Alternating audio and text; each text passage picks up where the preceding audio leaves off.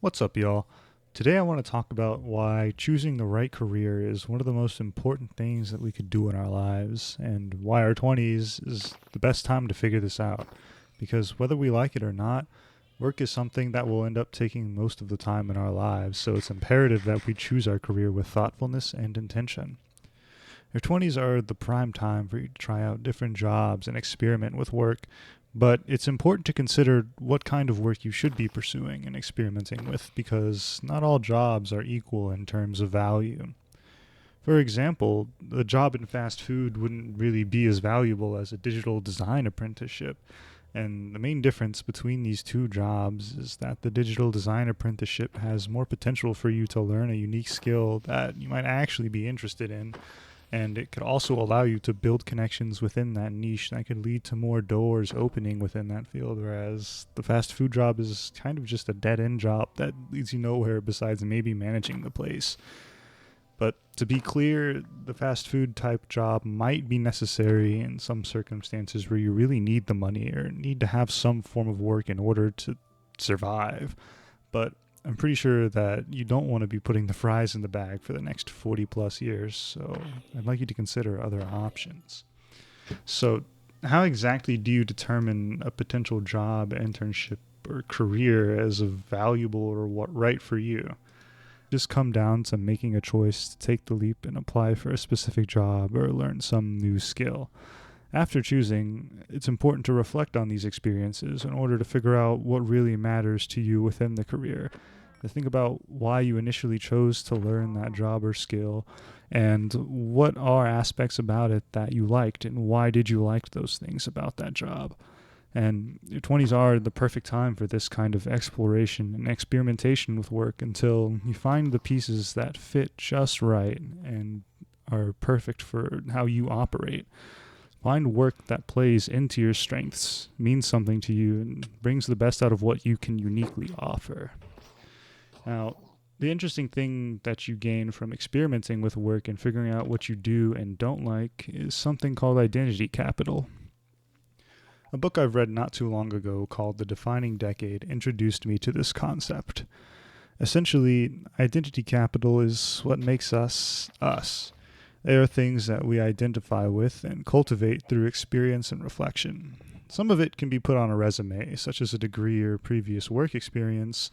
However, other pieces of identity capital are more subtle and represent more of who we are as a person, whether it's a belief, value, hobby, interest, or skill.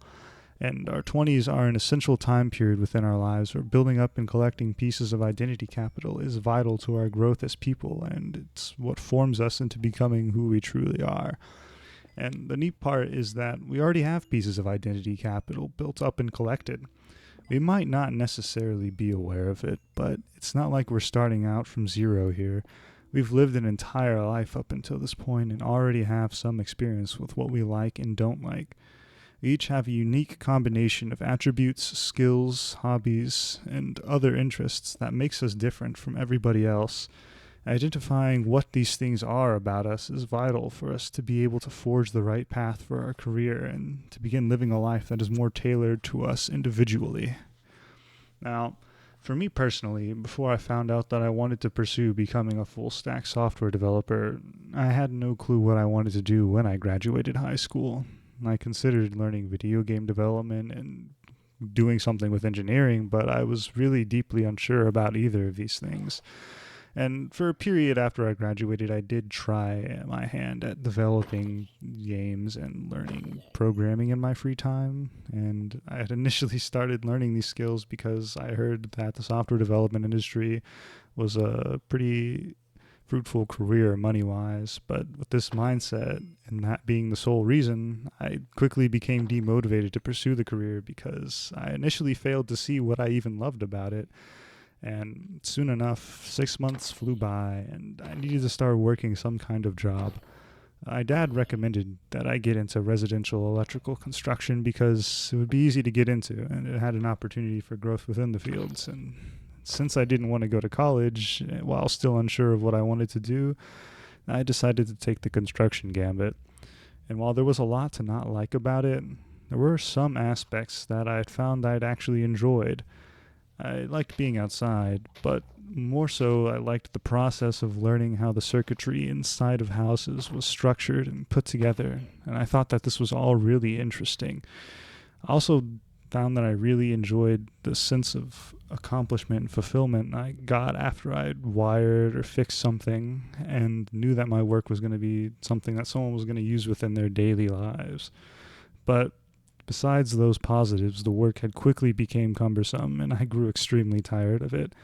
I really disliked the negative effects that it had on my physical health, and some of the work was completely and utterly miserable. And it didn't help at the time that there was poor management, which left us working 10 to 12-hour shifts for a couple of months.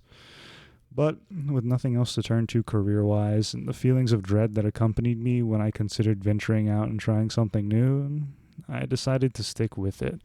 And for 3 years, I kept working in this field until I inevitably burned out due to the negatives far outweighing the positives, and I knew I had to find something else to turn to career-wise if I was going to not let this completely ruin my days. So, how exactly did I decide on becoming a software developer? Well, I mean, the truth is I kind of just relearned the skills that I needed for entering that career, but I did it with a different mindset than before.